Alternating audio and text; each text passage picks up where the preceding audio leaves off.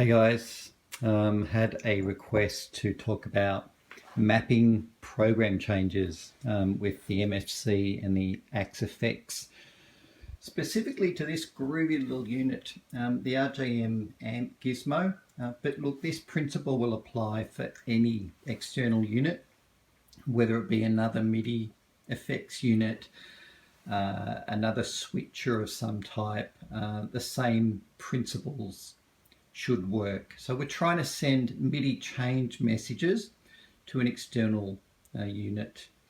So look, before we get started, obviously just make sure everything is plugged in and set up correctly. So if you just go to your in-out menu, sorry it's on the side here, but I'll call it out for you. Hopefully you can see that. Axe effects should be on MIDI channel 1. That goes without saying. MFC echo to MIDI out should definitely be on. So what that's saying is whatever happens in the MFC, it also gets sent to the MIDI out. So really, your Axe effects unit is really just a glorified MIDI interface at this point. The MFC is actually your MIDI controller. That's where all the programming needs to happen and all the changes need to be mapped. And so what we're trying to do is get this to happen. So when I press my MFC, it sends a MIDI change message and changes my patches on my amp to either clean, dirty, or lead. So, look, this is just the way I do it. It's not necessarily the right or the wrong way. It just works for me. Most amps will only have 2 or 3 sounds on them. As you can see, clean, dirty, lead, maybe a boost. So you've got 4 options. So what I tend to do is, regardless of what's happening over here, just think of this as only having 4 patches in it. You're either patch 1, 2, 3, or 4. Clean, dirty, lead, maybe a boost, or maybe your effects loop, something like that.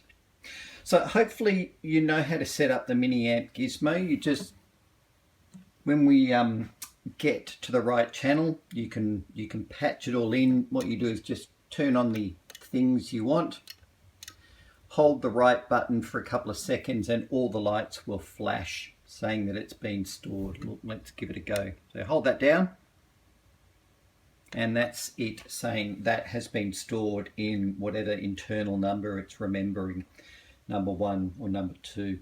I'm just using that as, you know, just something to help you visualize it.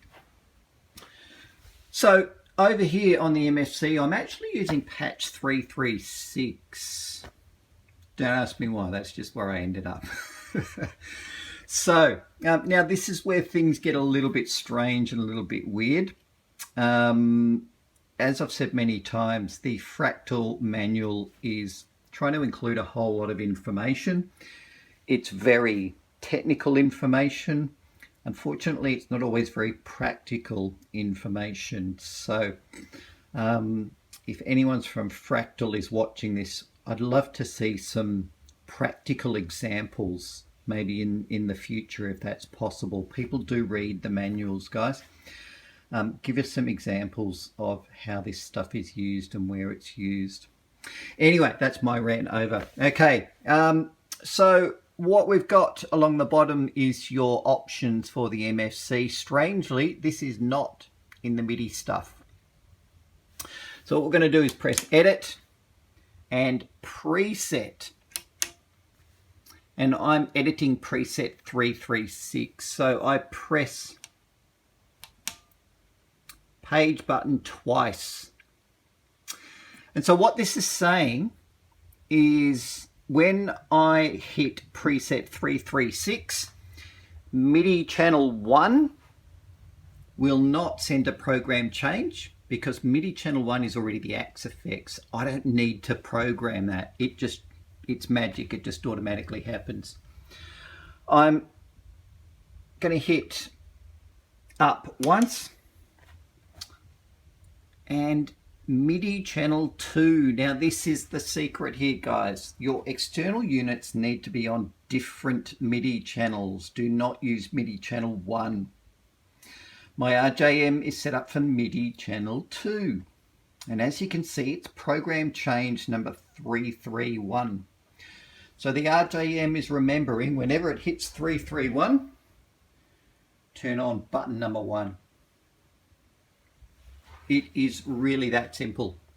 So parameter across, you just up and down to find the patch you want on your external unit. Remember, this is external unit. You've got to think over there.